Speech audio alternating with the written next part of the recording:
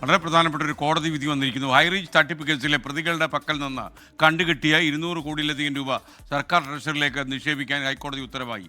പലിശയായി ലഭിക്കുന്ന പണം തട്ടിപ്പിനിരയായവരുടെ ബാധ്യത തീർക്കാൻ ഉപയോഗിക്കാമെന്ന് കോടതി നിർദ്ദേശിച്ചു. ED-യാണ് 212 കോടി രൂപ കണ്ടുകെട്ടിയത്. വിഷ്ണു സുരേഷ് കൊച്ചിയിൽ നിന്ന് ചേരുകയാണ്. വിഷ്ണു, ഈ കോടതി വിധിയുടെ വിശദാംശങ്ങൾ എന്തൊക്കെയാണ്? SKN കോടതിയുടെ വളരെ നിർണായകമായ ഒരു ഇടപെടലാണ്. ഹൈറിച്ച് തട്ടിപ്പുമായി ബന്ധപ്പെട്ട് സംസ്ഥാനത്ത് നിരവധി പേർക്കാണ് പണം നഷ്ടമായത്.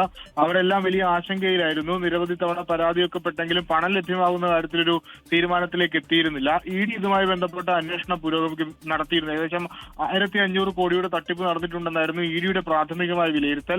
ഹൈറിച്ച് ഉടമകളുടെ പക്കൽ നിന്ന് ഏകദേശം 212 കോടി രൂപയുടെ സ്വത്തുക്കളാണ് ED കണ്ടുകിട്ടിയത്. നിലവിൽ കോടതി ഉത്തരവനുസരിച്ച് ഈ 212 കോടി രൂപ അത് സംസ്ഥാന സർക്കാരിന്റെ ട്രഷറിയിലേക്ക് നിക്ഷേപിക്കാനാണ് കോടതി നിർദ്ദേശം നൽകിയിരിക്കുന്നത്. ഒപ്പം അതിൽ നിന്ന് ലഭിക്കുന്ന പലിശ അത് ഈ ബാധ്യത തീർക്കാൻ വേണ്ടി ഉപയോഗിക്കാം എന്നൊരു നിർദ്ദേശം കൂടി കോടതി വെച്ചിട്ടുണ്ട്. ഈ കേസുമായി ബന്ധപ്പെട്ട് ഇതിന്റെ ഉടമ അടക്കം, തട്ടിപ്പ് നടത്തിയ പ്രധാനപ്പെട്ട ആളടക്കം ഇപ്പോൾ നിലവിൽ ജയിലിൽ തുടരുകയാണ്. ഈ നിക്ഷേപകരെ സംബന്ധിച്ചിടത്തോളം, തട്ടിപ്പിനെ സംബന്ധിച്ചിടത്തോളം ഒരു ആശ്വാസകരമായ ഇടപെടലാണ് കോടതിയുടെ ഭാഗത്തുനിന്ന് ഉണ്ടായിരിക്കുന്നത്. ജസ്റ്റിസ് പി ഗോപിനാഥിന്റെ ബെഞ്ചിന്റേതാണ് ഈ വിധി. വിഷ്ണു സുരേഷാണ് വിവരങ്ങൾ നൽകിയത്.